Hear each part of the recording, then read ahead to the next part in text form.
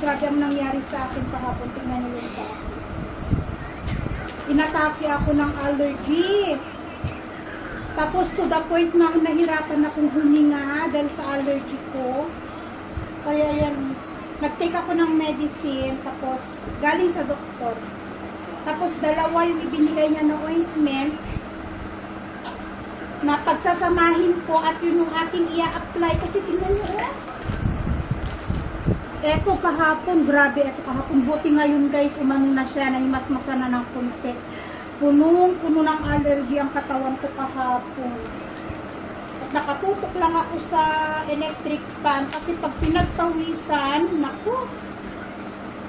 Ayan no. Ang kati, sobra. Lahat, hanggang sa likod, hanggang sa puwit.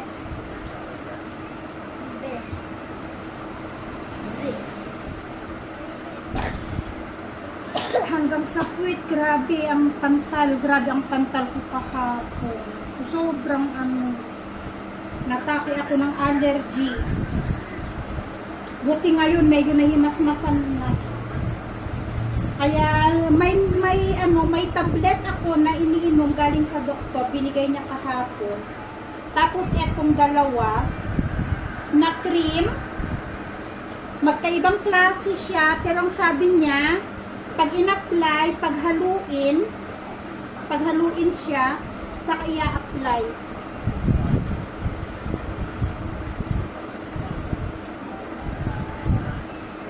Grabe, oy. Hindi ko na alam kung bakit ako nagka-allergy ng ganito ay.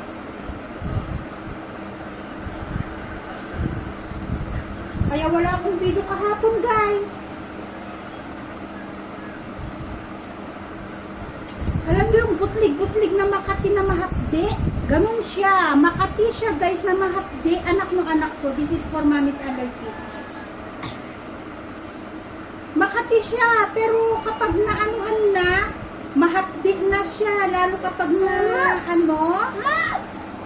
etong cream na to, ginawa ko na tong lotion kahapon. Anak, this is for mommy's allergy. Ginawa ko siyang lotion sa buong katawan ko. Kasi sa sobrang kate. Itchy din daw. Nako po. Itchy din.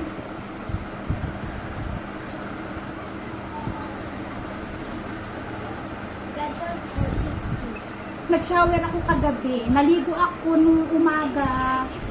Tapos inaklayan ko. Tapos nag-shower ako kagabi. Pero ngayon, pupunasan ko lang ng wipes.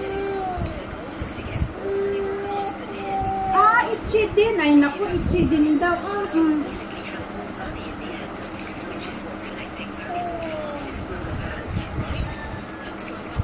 Ito lalo. Yung nasa kamay ko lalo. Grabe. Grabe ang pula nito kahapon. Hindi tuloy ako makapag-ano.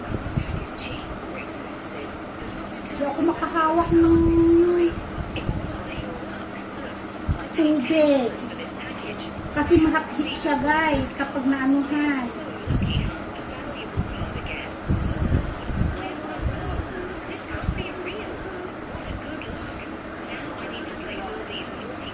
Buti hindi masyadong maaraw ngayon. Makulimlim ngayon, guys, dito sa amin. Buti na lang. Tingnan nyo, hanggang dyan. Hanggang dito, sa mga dali-daliri ko, grabe.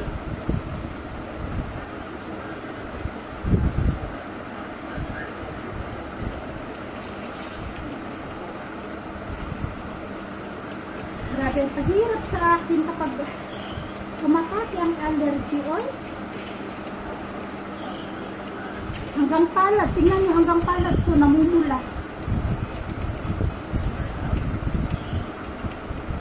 Papa! Papalagay ko dyan sa likod. Asis! Say hi, guys! Good morning! Hi, guys! Bali, pupunta kami dito sa may kasalan. Alam nyo yung binibilhan namin ng isda, kinakisa. Yung panganay na anak nun, kasal ngayon. Bali kaninang umaga, pumunta sila sa temple, naghatid si Asis. Sabi ko, bawal ka pumunta ng temple. Sabi niya, hindi daw siya pumasok. Ngayon, kainan, party ba? So, pupunta tayo doon kasi nag-invite sila na kakain nga.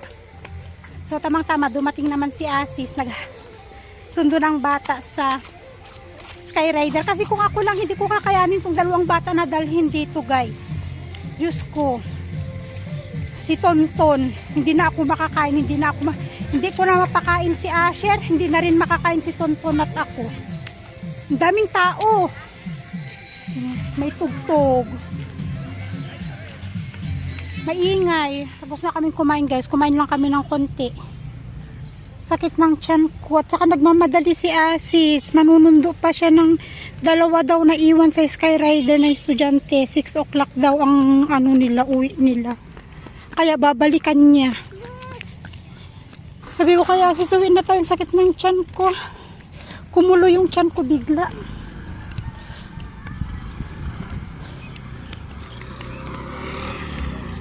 Go ah!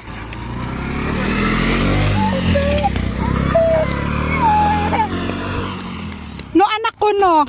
No. No baby, no. Asher, you go finish your homework. Naghahabol siya kay Asis. Anak na. Asher, homework. Magagawa na kami ng homework. At makulimlim.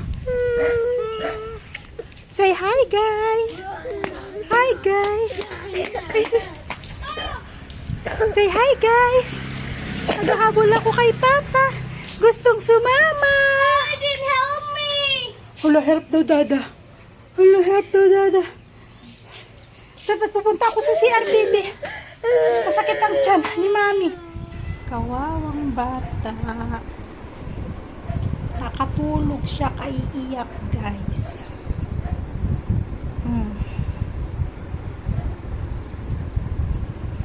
Ayaw magpatanggal ng tsinelas. Ayaw pumasok ng bahay. At nakakapapa-papa. Hanggang sa nakatulog. Ayan. Sabi ko kay Asis, bakit hindi mo man lang sinama? Hindi nga pwede kasi pupunta siya ng Tari, manunundo ng bata. Buti sana kung parsa-parsa lang pwede. Pero yan kasi sa Tari. Ay, nako. Start na siyang maghabol kay Asis pag umaalis.